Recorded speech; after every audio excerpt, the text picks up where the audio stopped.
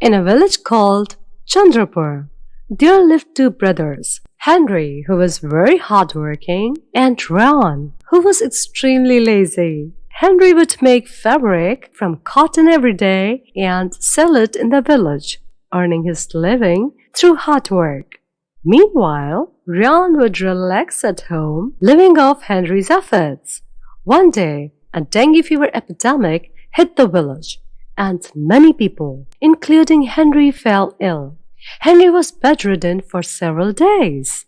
Despite his condition, he kept asking Ryan to take over his work for a few days, but Ryan ignored him. All of Henry's savings were spent on the medication, leaving nothing for food or further treatment. In his weak state, Henry got out of bed and decided to sell the fabric he had at home.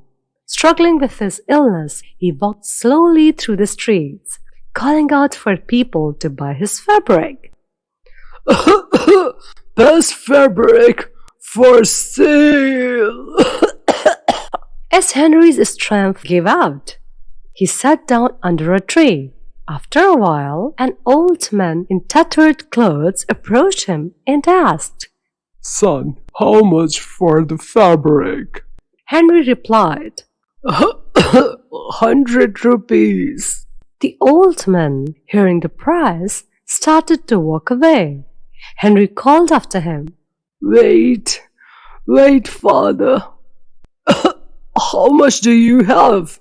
You can take it for however much you can pay.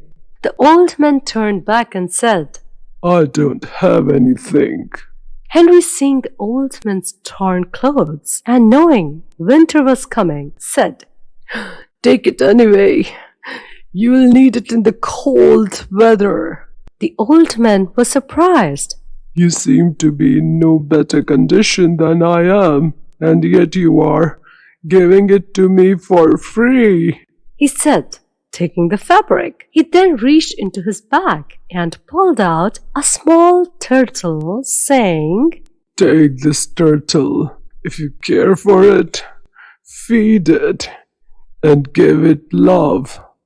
It will bring you great fortune, more than you can ever imagine. Henry hesitated. Father, I don't even have enough for my own food. How will I feed the turtle? The old man replied, Just put it in water and take care of it. Henry took the turtle home. As soon as he entered, Ryan immediately asked him for money. Give me the money, brother. I'm starving. Go buy some food. Henry explained what had happened, and Ryan became furious. If that turtle could bring wealth, the old man would have kept it for himself. He tricked you and took the fabric for free. Henry quietly listened to Ryan's angry words. Ignoring him, he filled a bowl with water and gently placed the turtle inside, then lay down beside it, still weak and hungry. The next morning, Henry woke to find a shiny pearl next to the turtle. When he took it to the jeweler told him its value was so high that it could feed the entire village many times over. When Ryan heard this, his greed took over. He asked Henry for the turtle, thinking he could get more pearls out of it. That night, Ryan kept the turtle with him, but no pearl appeared in the morning.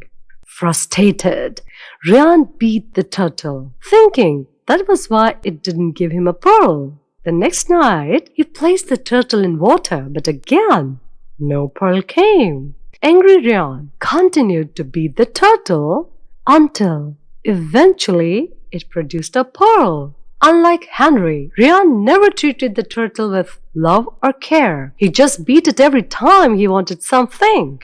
One day, Ryan had a dream in which he was told that if he wanted even more pearls, he should tie the pearls he had to the turtle and throw it into the river. The river would then overflow with pearls.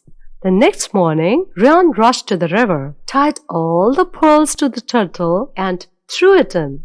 After a short while, a fairy emerged from the river and said, You are a greedy and selfish person. Someone as greedy as you can never truly gain anything.